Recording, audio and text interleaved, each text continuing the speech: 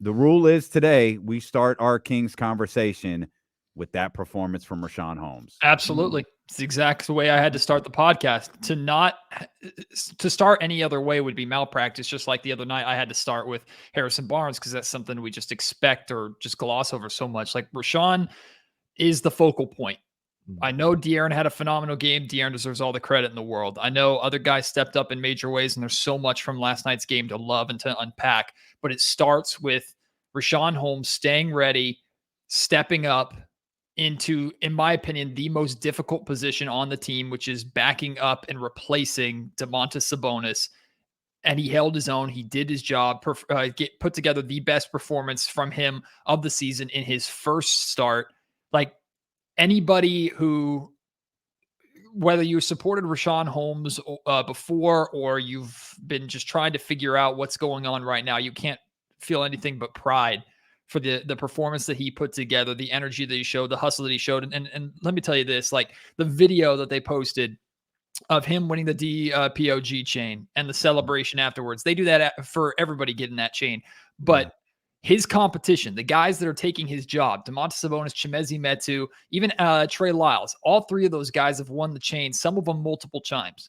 In those celebrations, Richaun is one of the first ones up, posing for pictures, dapping him up, having a good time. He shows their love, even though they've taken his spot, and they showed that love back to him last night, and that just speaks volumes to what this team is for me. So all love and respect to Richaun. He stepped up in a major way. Kings don't even come close to winning that game without him. Oh man, he was phenomenal last night, and we talked about it a number of different times. You touched on it as well just now. So happy for Richaun Holmes, and I've said it before as well. Proud of him for the way he was ready, the way he's continued to prepare himself night in and night out for this possible opportunity, and he was ready to perform in this role. And not a lot of guys around the league or just in sports in general would be ready. They'd be too busy sulking, or once their opportunity felt like they passed them by, oh, that was my one shot, and now I'm done for the season.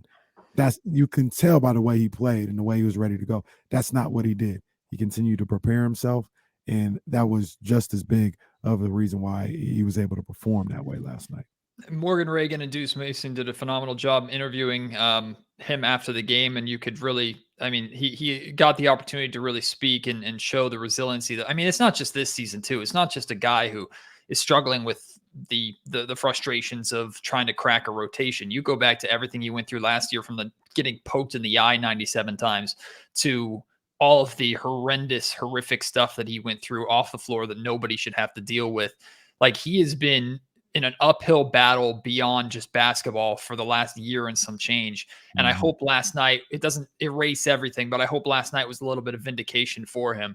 He still is going to be talked about as this trade deadline approaches. We're going to have a value conversation. And unfortunately, I don't think there's too much Richaun Holmes can do to really even out his value, because his value is dictated by the money that he makes. And that contract is not considered to be a good contract in terms of a trade value scenario. But I'll say what I've said all year long. If the Kings end up not trading Richaun Holmes, it's not a negative thing. He's $1 billion. They can pay that contract. That contract is not keeping the Sacramento Kings from doing what they want to do. It's not stopping Monte McNair from extending Domantas Sabonis or extending Harrison Barnes or whatever he wants to do. And if Richaun Holmes is part of your depth, as he showed last night, when he's ready and when you need him and call on his number, he can perform for you. It's such a different dynamic, and we might get to see it tomorrow. As we know, Domas didn't practice today. His status for tomorrow's monster game that I'm just absurdly excited for against the Oklahoma City Thunder is a bit in question. So he's going to get the opportunity to do it again tomorrow. And I think it's such a different, we've got to keep in context the dynamic, we got to keep the dynamic in context. The fact that he's now playing, starting the game with De'Aaron Fox. He's starting the game with Kevin Huerter. Like, he's playing with the group one individuals. And that's not a knock on the second unit at all. This is a great second unit, but I think they play a little bit differently than that first unit plays. And I think it bodes well for tomorrow that they've got a feel for, okay, that's not Domas out there. We don't have to we don't have to play the game the way we do with Domantas Sabonis. We can accentuate the positives that Richaun Holmes has. But when Sabonis comes back to think, oh, Richaun's good for a double-double with the second unit, it's like, oh, we've got to keep that type of production and, keep the proper context there a little bit. Well, the team, it took the team figuring things out a little bit because in the first quarter, pretty early on, if you go back and watch, you'll see two separate possessions of De'Aaron Fox and Kevin Huerter both directing Richaun Holmes to where Domantas Sabonis naturally is, whether it's calling for screens or Kevin did it so he could get a dribble handoff from Richaun Holmes. That's not Richaun's game. And if you look at like from a grand scope, like Domantas Sabonis is the foundation of what the Sacramento Kings do on offense. And he does that for 3 quarters, sometimes 3.5 quarters. But the Kings play completely different basketball offensively when it's De'Aaron Fox time in the fourth quarter. And we've talked about this before. Sabonis has said publicly, like, I tell De'Aaron this is his time, and he tells me whether he wants a screen or he wants me to get out of the way. That's completely different because when Sabonis is on the floor outside of that time, everything's running through him.